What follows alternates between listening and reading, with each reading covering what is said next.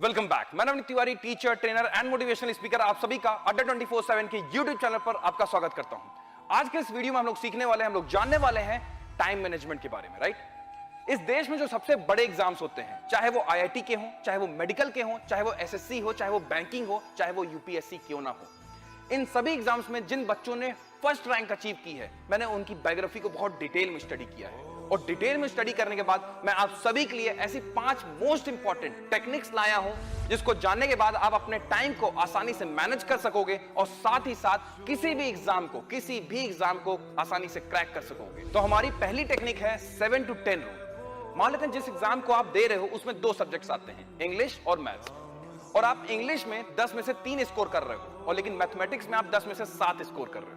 तो मेरा सवाल आपसे बच्चों ये है कि किस सब्जेक्ट पर आपको ज्यादा ध्यान देना चाहिए, किस सब्जेक्ट को आपको पहली प्रायोरिटी देनी चाहिए, किस सब्जेक्ट को आपको ज्यादा फोकस करना चाहिए। तो बहुत सारे बच्चे यहां पर ये बोलेंगे कि सर मुझे इंग्लिश पर ज्यादा ध्यान देना चाहिए क्योंकि इंग्लिश में मैं 10 में से 3 स्कोर कर रहा हूं, तो जाहिर सी बात है मुझे उस पर ध्यान देना चाहिए। बट मेरा सुझाव यहां पर बच्चों ये है कि आपको यहां पर मैथमेटिक्स पर ध्यान देना चाहिए। क्यों? क्योंकि अगर बेटा आपने मैथमेटिक्स पर थोड़ा सा भी अधिक ध्यान दे दिया, थोड़ा सा भी, तो आप अभी 10 में से 7 स्कोर कर रहे हो, तो अब आप स्कोर करना शुरू कर दोगे 10 में से 10, यानी कि उस सब्जेक्ट में आप परफेक्शन की तरफ आगे बढ़ रहे होगे और एक समय के बाद आप उस सब्जेक्ट को दोबारा नहीं देखोगे, उस सब्जेक्ट के क्वेश्चंस को आप देखते ही सेकंडों में सॉल्व कर दोगे। राइट, तो इसीलिए मेरा सुझाव यह है कि आप जिस सब्जेक्ट में 10 में से 7 स्कोर कर रहे हो, यानी कहीं ना कहीं वो सब्जेक्ट आपका फेवरेट है, तो उस पर इतना कमांड हासिल कर लो कि वो सब्जेक्ट आपका 100% सिक्योर हो जाए, उसको दोबारा आपको देखने की जरूरत ना पड़े। लेकिन अगर बच्चे उस सब्जेक्ट को ज्यादा फोकस करते हैं जिसपे 10 में से 3 स्कोर कर रहे हैं, तो बहुत मेहनत करने के बाद भी वो 5 से 6 ही स्कोर कर पा रहे होते हैं। राइट, तो इसका मतलब ये नहीं मैं कह रहा हूं कि आप उस सब्जेक्ट को ध्यान ही मत दो जिसमें आप 10 में से 3 स्कोर करते हो। मेरे कहने का मतलब सिर्फ बच्चा इतना है कि जो सब्जेक्ट आपका बेहतर है उसे बेहतरीन बना लो, और जो सब्जेक्ट आपका बेकार है उसे बेहतर बना लो। राइट, यानी कि जिस सब्जेक्ट आप में बिल्कुल इंटरेस्ट नहीं आ रहा है उसको इतना तक बना लो कि आप उसमें पास हो सको आसानी से, क्योंकि आपको उसमें महारत हासिल नहीं करनी है, आपको सिर्फ और सिर्फ जस्ट एग्जाम क्वालिफाई करना। राइट, तो आपका जो सब्जेक्ट बहुत बेकार है उसे आप बेहतर बना लो, लेकिन जो सब्जेक्ट आपका बेहतर है उसे बेहतरीन बना लो कि आपको दोबारा उसे पढ़ने की जरूरत ना पड़े। हमारी अगली टेक्निक है नो योर प्रीमियम टाइम। पूरे दिन के 24 घंटे में आपको जानना होगा कि कौन सा ऐसा वक्त होता है, कौन सा ऐसा समय होता है जिस वक्त आप अपने आप को सबसे ज्यादा एफिशिएंट फील करते होगे, सबसे ज्यादा प्रोडक्टिव फील करते होगे, सबसे ज्यादा एनर्जेटिक फील करते होगे। और साथ में आपको यह भी जानना होगा कि कौन सा ऐसा वक्त होता है जिस वक्त आप लीस्ट एनर्जेटिक फील करते होगे, least productive, least efficient feel करते होगे। सर इससे क्या होगा, इससे क्या होगा सर, ये जानने से क्या होगा? बेटा ये देखो, ये जो समय होता है ये हर व्यक्ति का अलग अलग होता है। कोई व्यक्ति सुबह बहुत ज्यादा एनर्जेटिक फील करता है तो कोई रात में करता है, ये डिपेंड करता है पर्सन टू पर्सन। राइट, इससे होगा क्या?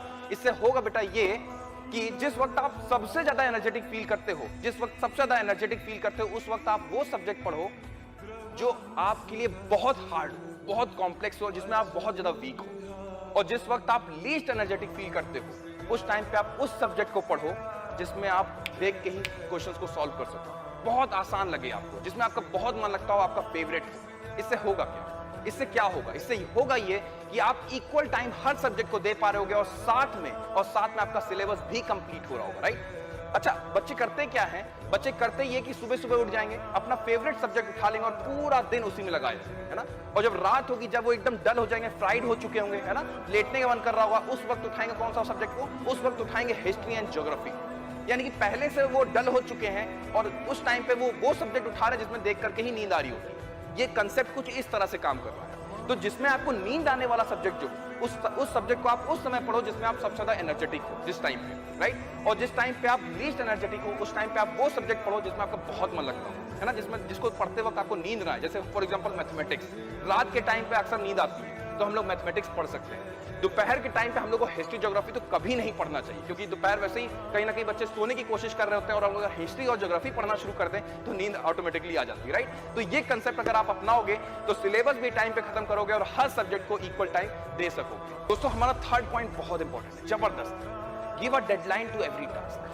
हम जिस भी टॉपिक को खत्म करना चाहते हैं, हम जिस भी सब्जेक्ट को पूरा करना चाहते हैं, हम जिस भी एग्जाम को क्रैक करना चाहते हैं, हर एक चीज को एक समय सीमा में बांधना बहुत जरूरी है कि इतने समय में मुझे ये टॉपिक पूरा करना ही करना है, कि इतने समय में मुझे ये एग्जाम क्रैक करना ही करना है। दोस्तों होता क्या है कि हम अपने घर से, अपने गांव से शहर में बसते हैं, आकर के एक मन में सपना लेकर के आते हैं कि हमें ये जॉब चाहिए, लेकिन क्या होता है उसके बाद? क्या होता है दोस्तों? समय बीतता है, सिर्फ 6 महीने बीतते हैं, 1 साल बीतता है, 2 साल बीतता है, 4 से 5 साल बीत जाते हैं और हम सिर्फ और सिर्फ तैयारी कर रहे होते हैं। उसके पीछे का कारण जानते हो आप लोग क्या है? उसके पीछे का कारण यह है कि हम अपने उस सपने को एक समय नहीं देते हैं कि इतने समय में करना है वो काम। अगर आप अपने सपने को एक समय सीमा में नहीं बांधोगे तो वो सपना सिर्फ और सिर्फ सपना ही रह जाता है। दोस्तों, कभी आप नोटिस करना कि जिस काम को आप 1 महीने का समय देते हो वो काम पूरा 1 महीने ही लेता है पूरा होने में, राइट?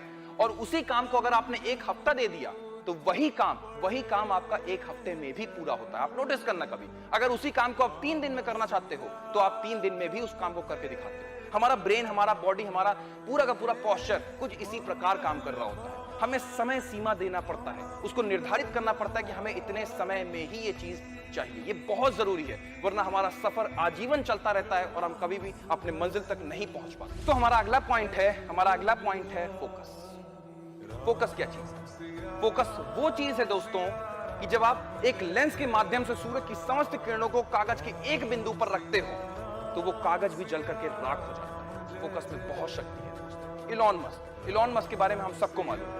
इलॉन मस्क जब छोटे थे तो उनके माँ बाप जब उनको बुलाया करते थे तो उनको कुछ सुनाई नहीं पड़ता था। वो एक कोने में बैठे हुए गुमसुम तरीके से कुछ ना कुछ सोचते रहते। माँ बाप को क्या लगा कि शायद इस बच्चे का कान खराब है, और उस बच्चे यानी कि इलॉन मस्क को उठा करके लेके गए वो हॉस्पिटल और उसके कान की सर्जरी तक करा दी। फिर भी कोई परिवर्तन नहीं आया। बाद में मालूम ये चला कि उनका कान नहीं खराब था, वो अपनी सभी इंद्रियों को अपने वश में करके ध्यान मग्न हुआ करते थे। और उनकी इसी क्वालिटी की वजह से उन्होंने इतिहास में वो काम करके दिखाया है जो खुद नासा नहीं कर सका। यानी कि उन्होंने वो रॉकेट बनाया जो स्पेस में जा करके वापस भी आ सकता है और फिर से जा सकता है, जो फिर से भी जा सकता है, वो भी बहुत कम कॉस्ट पे। ये तो मैं उनकी एक खोज बता रहा हूं। ऐसी उन्होंने तमाम ऐसी खोज करके दिखाई है जिसकी वजह से आज की दुनिया उन्हें दैविक पुरुष का भी दर्जा दे चुकी है। फोकस में बहुत ताकत है मेरे दोस्त, बहुत ताकत है। आपकी तैयारी कुछ इस प्रकार होनी चाहिए कि आप पढ़ते रहो तो बगल से ट्रेन निकल जाए तो आपको पता ना चले। आप पूरे समुद्र को आप नहीं उबाल सकते हो, लेकिन आप समुद्र में से थोड़ा सा पानी लेकर अगर आओ तो उसको आप उबाल भी सकते हो और भाप बना करके उड़ा भी सकते हो। लेकिन हम लोग कर क्या रहे होते हैं? हम लोग 5 मिनट पढ़ाई करते हैं तो 15 मिनट व्हाट्सएप चलाते हैं। हम लोग 15 मिनट पढ़ाई करते हैं तो आधे घंटे घूम घूम करके फोन पे बातें कर रहे हो। इसे तैयारी करना नहीं कहते मेरे दोस्त। इस तरह से कोई एग्जाम क्रैक नहीं होता है। It is not enough that you are preparing for an exam. It is about how long will you prepare for it. ये काफी नहीं है कि आप किसी एग्जाम की तैयारी कर रहे हो कि घर से अगर आपको कोई फोन करे तो कहते हो मुझे फोन पे मत बात करो, मैं बिजी हूं क्योंकि मुझे पढ़ाई करना है। इंपॉर्टेंट ये है कि कब तक तैयारी करोगे, कब तक करते हो, क्योंकि आपके करियर, आपके जॉब, आपके भविष्य के ऊपर बहुत सारे लोगों का जीवन निर्भर होता है। सबसे पहले तो आपके माँ बाप का, दूसरे नंबर पे आपके परिवार का, तीसरे नंबर पे आपके साथी संगियों का और चौथे नंबर पे आपके समाज का। हमारा 5वां और आखिरी पॉइंट है the best time to start any work is right now. दोस्तों, अभी भी कुछ भी नहीं बिगड़ा, सब कुछ आपके हाथ में, सब कुछ आपके हाथ में। बस दिमाग से ये एटीट्यूड निकाल दो कि कल करेंगे। सब कुछ कल पर टालना बिल्कुल बंद कर दो। अपने जीवन का कुछ समय निर्धारित कर लो और अपने भविष्य का निर्माण करना शुरू कर दो। मैंने बचपन में एक कोट पढ़ा था, हार्ड वर्क इज अ की टू सक्सेस, यानी कड़ी मेहनत सफलता की कुंजी है। With due respect, I am not agree with this. मैं नहीं मानता। रिक्शे वाला भी दिन रात कड़ी मेहनत करता है, हमसे आपसे बहुत ज्यादा मेहनत करता है, लेकिन वो घर जाकर के अपने आप को सफल नहीं बोलता। Hard work in a right direction is a की टू सक्सेस, यानी कि जब आप कड़ी मेहनत करते हो लेकिन सही दिशा में करते हो तो आपको सफलता मिलती है। फॉर एग्जाम्पल, अगर मैं आपको बोल दूं, एक अंधेरे कमरे में भेज दूं और मैं बोलूं कि लाइट जला के और आपको स्विच कहां है ये ना पता हो, तो आप पूरे जीवन भर हाथ पैर मारते रहोगे। यह भी संभव है कि आप लाइट जला भी लो और यह भी संभव है कि आप आजीवन लाइट ना जला लो। लेकिन सोच के देखो, एक बार कल्पना करके देखो कि अगर आपको मैं भेजूं लेकिन मैं बता के भेजूं कि वहां पर स्विच लगा हुआ है तो क्या हो? तो आप सोच के देखो, आप सेकंडों में आप लाइट जला दो। इसे कहते हैं right direction. This is called right.